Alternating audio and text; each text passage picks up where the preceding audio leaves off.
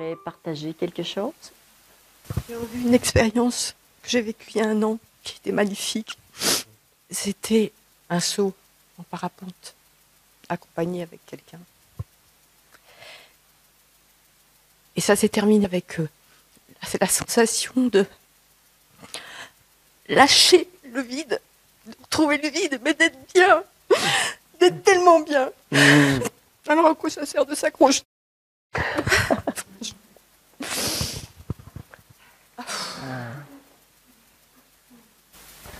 Mais c'est compliqué.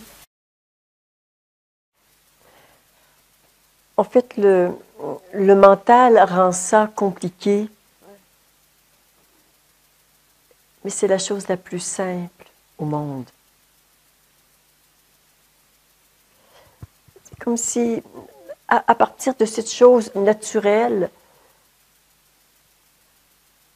qu'on peut observer chez tous les enfants, je ne cherche pas le vide. Et puis, petit à petit, ils s'identifient, ils s'accrochent, ils deviennent quelqu'un. Il se solidifie et moi je suis mais vraiment quelqu'un de bien, quelqu'un de pas bien et on quitte ce vide et on s'en va en périphérie et on dit mince, où est-ce qu'il est ce vide où j'étais si bien? Reviens à la maison. En fait, la maison elle est toujours là, elle t'attend. Elle attend un peu que tu fasses marche arrière. Et pour ça, souvent, on dit « abandonne-toi ». Là, je le fais dans ce sens-là, mais en fait, quand tu es là, il est en dessous. Il est partout. On a parlé la première journée, l'oisillon sur la branche, il est là, je m'abandonne, je lâche, à gauche, il n'y a que ça finalement. Et on a cristallisé quelque chose de dur pour éviter cet immense bonheur. Mais la vie, la société nous dit être quelqu'un, c'est ça, et on veut être quelqu'un. Et c'est merveilleux ce passage dans le quelqu'un, parce qu'on apprend à survivre. Et c'est bon, on survit, on sait. Mais chez quelques-uns, c'est pas suffisant, la survie. On veut vivre. On veut être. Et dans ces moments de méditation où le mental commence à chercher comment c'est, tu peux juste te fermer les yeux et demander la grâce d'être.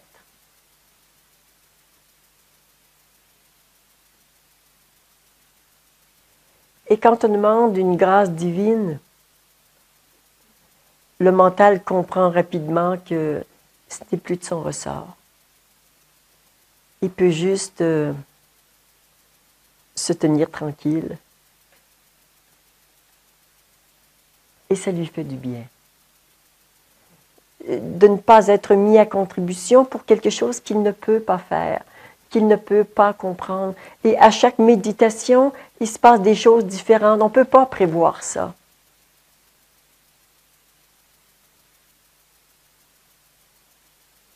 C'est méditer dans la présence, c'est faire face à l'inconnu.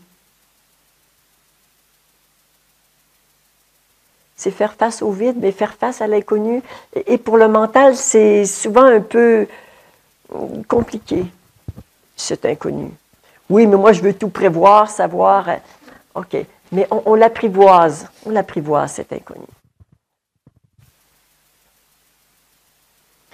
C'est un magnifique voyage que tu as fait ce matin, qui te montre les limites du mental.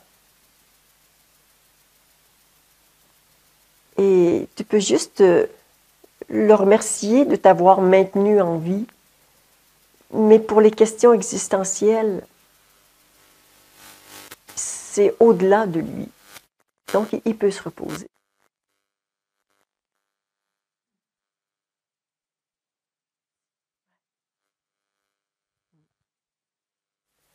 Et pour certains, il y a une image qui est parlante, c'est que notre regard, et bien sûr, ouais, je ne parle pas des yeux physiques, mais notre regard, surtout notre attention, est constamment porté vers l'extérieur.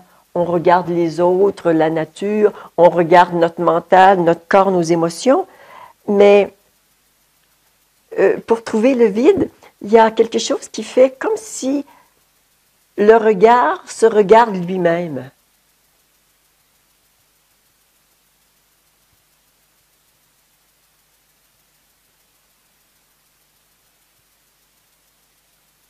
Ouais. Et là, quand le regard se regarde,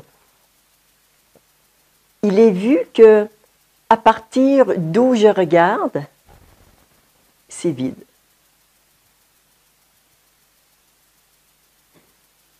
C'est bon, tu y es. C'est juste ça. Et il y a un processus qui se présente souvent. C'est quand tu commences à regarder ce vide, à force de le regarder, il se densifie. Au début, c'est, on va dire, très aéré, et puis ça se densifie. Presque on pourrait le couper au couteau tellement c'est dense, et ça se répand. Ça se répand en toi, pour peu que tu accompagnes ça d'une intention, tu dis, ah oui, je le vois là, on dirait que c'est vide en bas, ok. Et là, tu descends ce vide qui s'appelle la présence, jusque dans les racines, jusque dans la source cosmique et tellurique. Et ça s'ouvre. Et dans cette ouverture du vide ou de la présence, tout disparaît. C'est comme si tu disparais dans ça. Et qu'est-ce que c'est bon, cette disparition?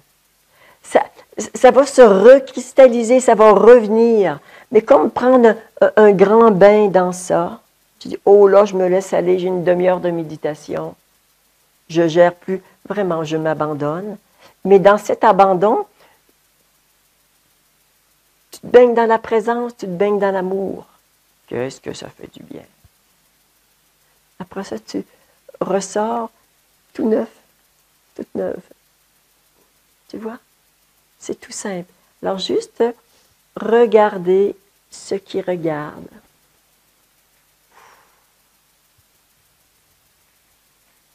Voilà.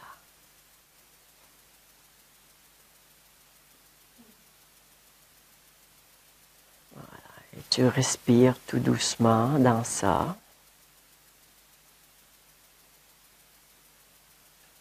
Et après avoir un peu respiré dans ça, tu lâches encore un peu plus. Et tu respires plus, ça respire.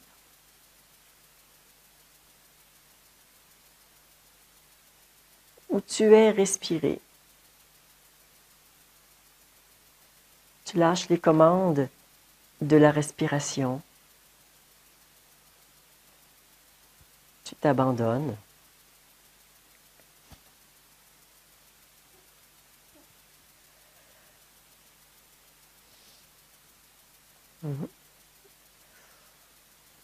Qu'est-ce qui se passe en toi? Je ne sais pas. OK. Ça lâche. Ça lâche. C'est bon. Voilà. Comme si plus on s'abandonne, plus on descend. C'est comme si on franchit des paliers.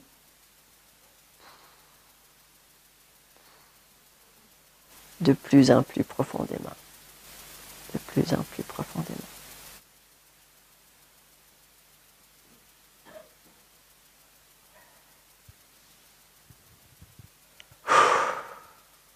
Ouais. Quel voyage. Ouais. Et là même, tu vois, il y aura des partages. Tu peux juste rester descendu, rester dans cette présence. Tu sens ton cœur est ouvert et tu mets ton attention et ton cœur qui fusionnent pour écouter quelqu'un. Et tu restes bien dans ton corps et bien dans tes ressentis. Et ça, tu te sens vivante. Tu te sens vivante.